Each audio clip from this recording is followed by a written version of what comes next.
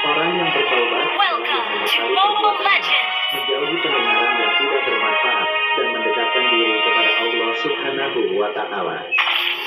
Al-Imam 5 seconds till the enemy reaches the battlefield. radhiyallahu Smash them! anhu, barang siapa All memiliki troops hubungan dengan deployed! orang-orang yang telah meninggal dunia dengan biasa menghadiahkan pahala membaca Al-Quran, zikir, doa, sedekah dan ibadah lainnya, maka telah dikubur dia tidak akan merasa pernah bahagia. dihancurkan. Bahkan setelah meninggal dunia, dia akan merasa senang. Dia seperti orang yang berkunjung ke rumah teman yang pandai menghibur dan selalu memuliakannya. Saudaraku, jangan tinggalkan satupun sunnah dan akan syariat tanpa usul alasan yang benar. Sebab Abdullah bin Mubarak radhiyallahu anhu berkata, barang siapa yang beradat, akibatnya dia akan meninggalkan sunnah. Dan Menyelesaikan. barang siapa melakukan sunnah, akibatnya dia akan meninggalkan manasik. Akibatnya dia tidak akan memperoleh makrifat. Rasulullah Shallallahu Alaihi Wasallam bersabda, maksiat merupakan utusan kesyukuran. Memandang remeh hal-hal yang makruh akan mendorong seseorang untuk berbuat yang haram dan meremehkan yang haram akan mendorong seseorang untuk berbuat. Oleh karena itu, wahai saudaraku, dengan melandaskan Semua yang datang ke sini, biasakan tinggalkan harapan. keinginan nafsu. Curahkanlah semua tenagamu untuk berjuang mendatangkan keridhaan Allah Subhanahu wa Ta'ala dan kesuksesan di hari esok. Al-Imam Tujuh Anfas Al-Habib Umar Al-Abbas radhiyallahu anhu. Sumber-sumber ilmu tidak akan berkurang sedikit pun dari generasi kemudian. Akan tetapi pada umumnya mereka datang dengan membawa wadah yang bocor. Sekarang berbicaralah dengan tinjumu. Sebagai orang yang datang dengan membawa kejahatan yang dapat mencukupi dalam waktu sebulan. Ada juga yang mencukupinya hanya 8 hari. Ada juga yang hanya mencukupinya sehari. Tetapi ada juga yang dapat mencukupinya sepanjang hidupnya. Dulu di antara manusia ada yang datang membawa pelita lengkap dengan minyak dan koreknya, yakni dengan persiapan yang lengkap, sehingga gurunya dapat menyalakan. Tetapi kini banyak di antara mereka yang datang kepada gurunya, tetapi mereka tidak membawa apapun dan gurunya dapat menyalakan. Hendaknya orang-orang yang memiliki kesehatan pikiran meninggalkan tidurnya, demi untuk mendapatkan siraman rahmat di malam hari. Hendaknya kalian senantiasa menghadirkan hati kalian kepada Allah Subhanahu wa Ta'ala dan hendaknya kalian bertawakal kepadanya sepenuh hati. Sebab Allah Subhanahu wa Ta'ala mengetahui dimanapun kalian berada. Alangkah entengnya musibah dalam agama. Semua yang datang ke sini, Kalian tidak pernah tinggalkan harapan. terlambat sholat berjamaah. Bila waktu sholat telah tiba, tinggalkanlah semua kegiatanmu. Sebab Allah Subhanahu wa Ta'ala lebih pantas diperhatikan daripada yang lain. Janganlah terlalu peduli dengan dunia dan janganlah merasa iri pula dengan pakaian atau makanan yang dimiliki oleh penghuninya. Yang dikatakan orang baik adalah seorang yang telah melewati pintu surga sampai masuk ke dalamnya. Perbanyaklah membaca istighfar dan alhamdulillah sebanyak mungkin setelah membaca maulid. Perbanyaklah baca istighfar dan sholawat, karena keduanya adalah sebaik-baik zikir yang dapat menolong kesulitan di masa kini. Perhatikan kebiasaan baik yang engkau inginkan, wafat dalam kebiasaan itu, karena itu tetaplah dalam kebiasaan itu, dan perhatikanlah kebiasaan buruk yang engkau tidak inginkan wafat dalam kebiasaan seperti itu, karena itu jauhnya kebiasaan.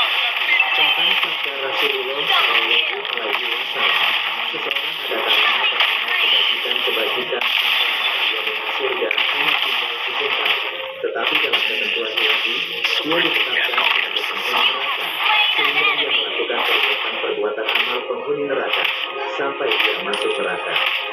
Seseorang ada kalanya beramal kejahatan sampai antara dia dengan neraka hanya tinggal sejengkal, tetapi Tidak akan dalam pernah dia ditetapkan sebagai calon penghuni surga, maka ia beramal penghuni surga sampai dia masuk surga. Pendapat Habib Umar Al-Hatta tentang sabda Nabi Sallallahu Alaihi Wasallam di atas. Seseorang yang selalu mengerjakan amalan ahli surga, kebanyakannya akan masuk ke dalam surga. Sebab perbuatan lahir adalah lambang perbuatan batinnya. Jika dia masuk ke dalam neraka, maka hal itu jarang sekali. Hal itu seperti orang yang jatuh dari tempat yang tidak terlalu tinggi. Tapi berbahaya.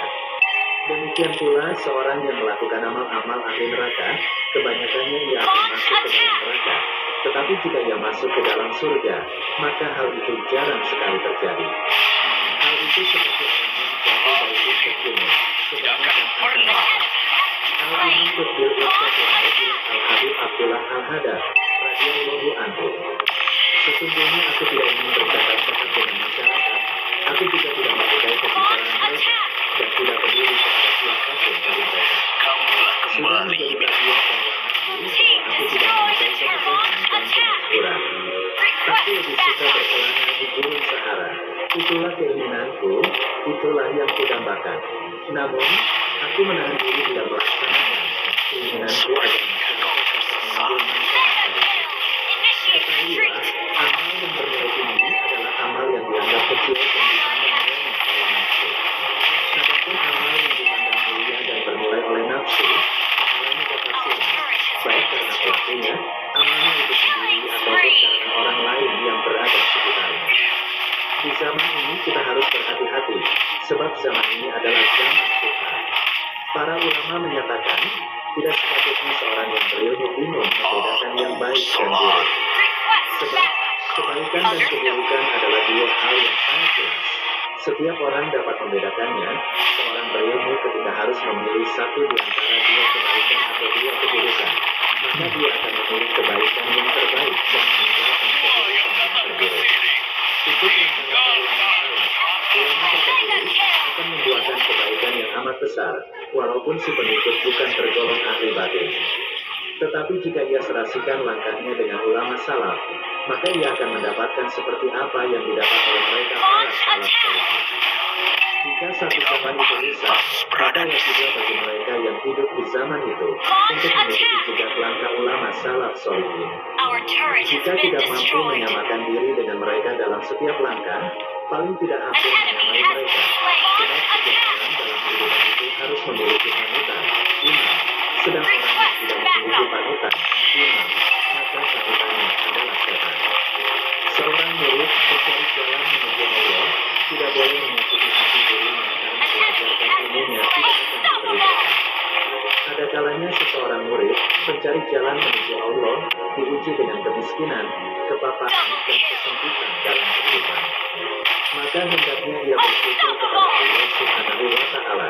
Disebabkan dengan hal tersebut di atas dan harus beranggapan berprasangka bahwa takdir kehendak Allah menjadikan Anda miskin, papa dan susah serta sempit sebagai sebesar-besarnya kenikmatan karena dunia adalah musuh Allah. Unstoppable! Anda harus bersyukur, maka Allah akan mengangkat derajatnya sama dengan para nabinya, tidak para akan aulia pernah dan hamba-hamba dihancurkan. yang soleh. Ketahuilah bahwa rezeki itu telah ditentukan dan telah dibagikan oleh Allah Subhanahu wa Ta'ala. Di antara hamba-hambanya ada yang diluaskan rezekinya dan dilapangkan kehidupannya, dan dikurangkan rezekinya menurut kebijaksanaannya. Sekarang berbicaralah Bersikaplah dengan penengah, tinjumu. cukup atas apa yang ditentukan Allah bagimu. Awas dan waspadalah dengan panjang angan-angan dan harapan tentang kehidupan di dunia, karena dunia akan menariknya untuk mencintai dunia, dan Anda akan terikat dengannya sehingga suka untuk beribadah dan mengasihkan diri untuk menuju jalan akhirat. Aku tidak pernah melihat ada yang benar-benar memberi selain Allah Subhanahu wa Ta'ala. Jika ada seseorang memberiku sesuatu, kebaikannya itu tidak menunjukkan kedudukannya di sisiku, karena aku menganggap orang itu hanyalah perantara saja. Awas, jangan sekali-kali Anda mentaati syair, guru, itu hanyalah riak semata. Karena ketahuilah bahwa syair itu dapat melihat ketaatan padanya. Tidaklah Anda membantah dan mendurhakai karena sangkaanmu, Anda sangka Allah tidak tahu kelakuanmu, sedangkan syairmu itu dekat dengannya. Kalau Anda begitu akan mendapatkan kecelakaan, kesempitan dan kebinasaan, bukankah Allah berjanji kepada barang siapa aku cintai, maka Semua yang datang ke sini, pendengarannya mulutnya adalah mulutku, tangannya adalah tanganku, dan kakinya adalah kakiku. Barang siapa memusuhinya atau menyakitinya, maka aku dan para malaikatku memandangkan perang terhadap dirinya. Persahabatan, pertemanan dan pergaulan memiliki pengaruh yang sangat kuat untuk membuat seseorang menjadi baik maupun buruk. Persahabatan dan pergaulan dengan orang-orang soleh dan berbudi membawa manfaat, sedangkan persahabatan dan pertemanan dengan orang-orang fasik dan durhaka membawa bahaya. Hanya saja manfaat persahabatan dengan orang soleh atau bahaya pergaulan dengan pendurhaka tersebut terkadang tidak tampak secara langsung, akan tetapi secara bertahap dan setelah berlangsung Tidak lama. pantas Secara berada di umum, sini. pada awalnya kebaikan itu berat untuk dilakukan, tetapi akhirnya baik dengan kenikmatan.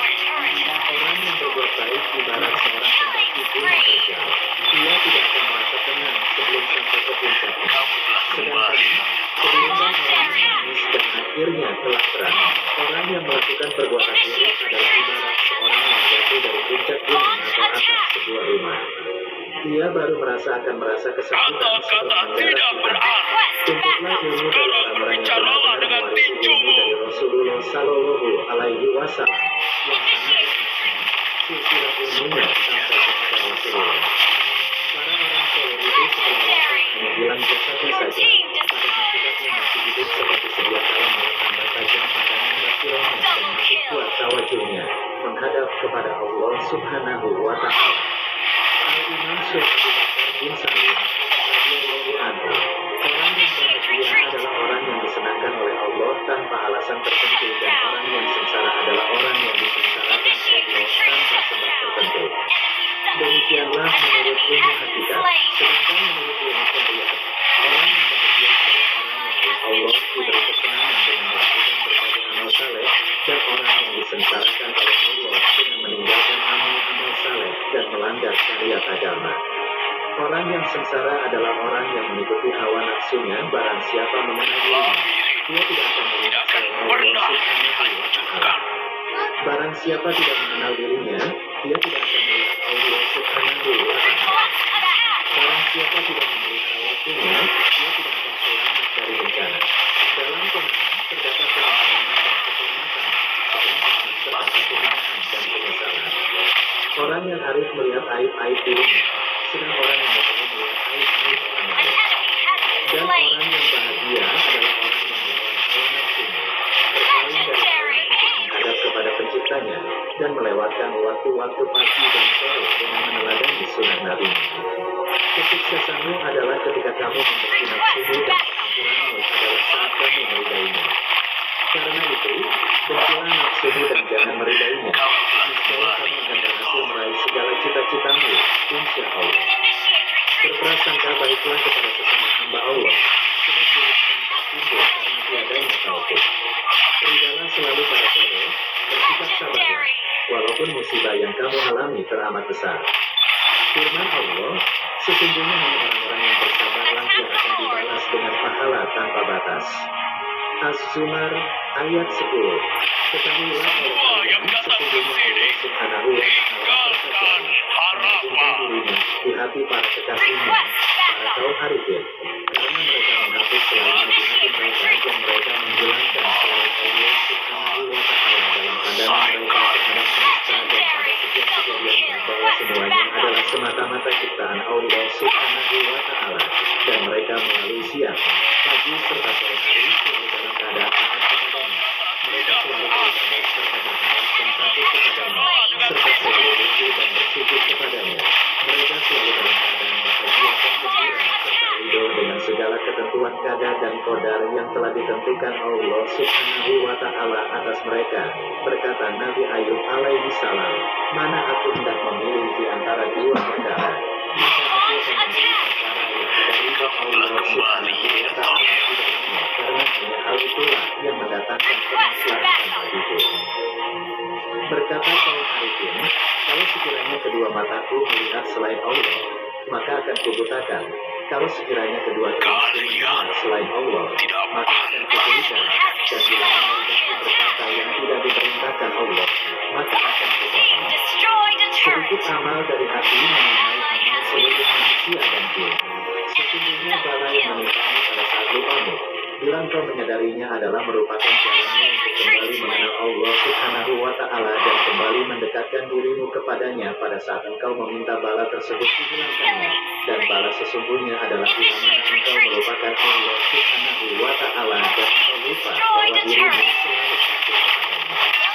Beristiqomahlah kalian dalam setiap amal, karena para ahli tauhid sekalipun semua bermohon kepada Allah Subhanahu wa diberikan kekuatan dalam beristimewa agar mereka tidak jatuh dalam keadaan terpijak hari. Double kill. Ketahuilah oleh kalian, makrifat kepada Allah Subhanahu wa Ta'ala adalah dengan kejelasan dan bukan dengan kesamaan. Dan bila mana seorang hamba diberi makrifat kepadanya, maka dia pasti akan melihat semua amal yang dicintai oleh Rasulullah Sallallahu Alaihi Wasallam. Legendary. Imam Ibnu Abbas radhiyallahu anhu, Double kill. jika sebelumnya kau sedikit melakukan salat dan puasa sunnah, maka perbaikilah kekuranganmu dengan banyak bersalawat kepada Rasulullah Sallallahu Alaihi Wasallam. Semua yang datang ke sini, Engkau tinggalkan harapan. Allah Subhanahu wa Ta'ala bersalawat kepadamu sekali saja, maka satu salawat Allah ini akan mengalahkan semua amalmu itu. Initiate retreat. Sebab engkau bersalawat kepada Rasulullah sesuai dengan kekuatanmu, sedangkan Allah Subhanahu wa Ta'ala bersalawat kepadamu sesuai dengan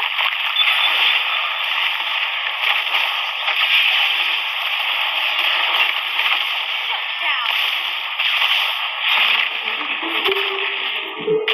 Initiate retreat.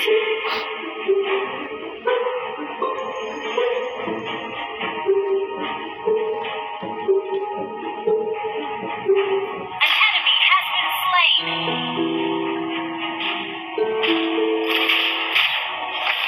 Double kill. An enemy attack. Assalamualaikum warahmatullahi wabarakatuh. Segala puji bagi Allah, Tuhan seru sekali Allah. Kali ini akan dibacakan perjalanan hidup Syekh Yusuf Al-Makassari atau Tuan Yusuf. Enemy has been slain. Adapun kisah ini diambil dari buku yang berjudul Syekh Yusuf Tuan Tasalamaka dari Goa yang ditulis oleh H.A. Masyara, diterbitkan oleh Yayasan Laki Padada, Jakarta, tahun 1983. Pada suatu malam yang cerah, hiduplah Dampang atau kepala desa Komara, daerah kerajaan Goa, seorang diri di pondok kebunnya. Tiba-tiba ia melihat cahaya terang benderang berdiri di tengah-tengah kebunnya. Sepertinya Di dalam cahaya terang itu nampak seseorang berdiri di dalamnya. Karena silau, Dampang Komara jadi pusing dan semaput. Setelah beberapa waktu lamanya, barulah ia siuman kembali. Ketika itu nampak olehnya seorang orang tua berdiri di depannya sambil berkata, "Hai Dampang Komara, kasihanilah saya ini. Sudilah kiranya memberi tempat tinggal di rumahmu supaya ada yang membantumu bekerja kedua." Mendengar ucapan itu berkatalah Dampang Komara, "Saya gembira sekali jika engkau bersedia tinggal di rumahku. Akan tetapi sebelumnya ingin saya ketahui, engkau siapa dan dari mana asalmu?"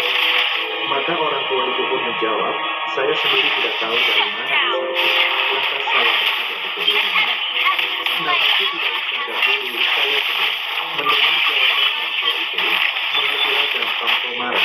Maka sejak waktu itu orang tua itu tinggal menjaga kebunnya Dampang Komara. Double Beberapa kill. waktu kemudian, pada suatu hari orang tua itu diajak oleh Dampang Komara ikut ke Monconglowe. Maksudnya untuk mengambil daun nipah bahan atap rumahnya.